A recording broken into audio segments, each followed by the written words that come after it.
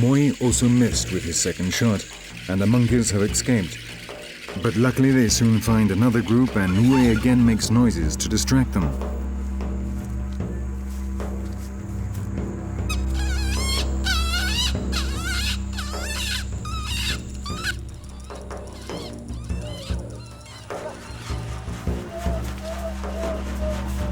This shot is vital. It's getting late and clouds are again covering the sky, threatening rain. Gaia and Uwe take over.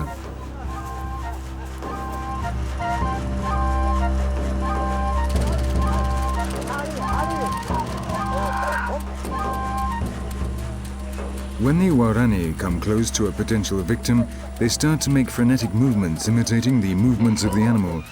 They can reach a real state of frenzy.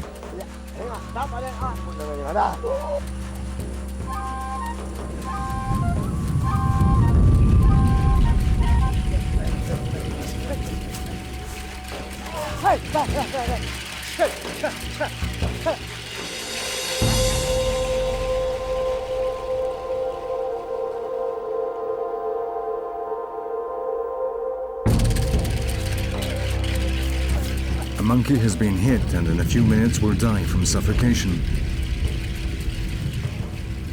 In its fall, the monkey has got caught on a branch and Gaia has to climb up to retrieve it.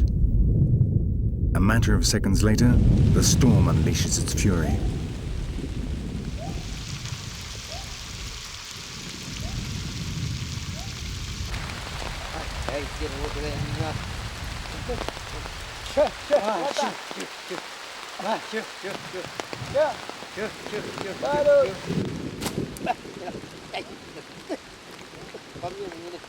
Gaia throws the monkey down to Uwe, who rapidly prepares it for transport.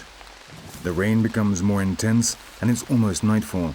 They have a long walk back to Nenkipari and they know that being out in the jungle at night is dangerous. The Huaorani believe the best time to hunt is at dusk, when the crickets began chirping.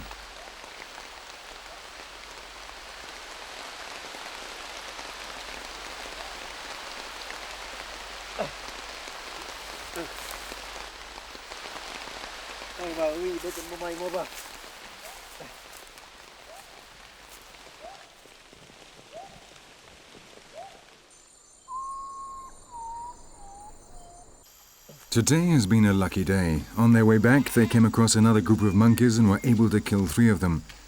It's a long time since they last killed so many in a single day. Since the young began hunting with shotguns, the animals have moved to remote, inaccessible places. It is more and more difficult to hunt with blowpipes, and soon this weapon will become simply part of history.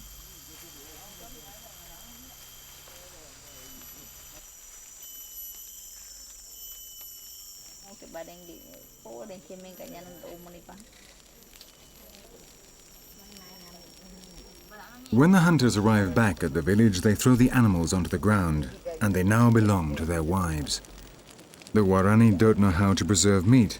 As soon as it has been cooked, they will eat until every bone has been left clean, even if this means they are too full to eat for days.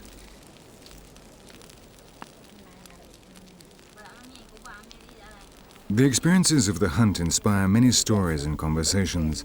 A returning hunter is questioned by everyone, and the entire community knows of his success or of his failure.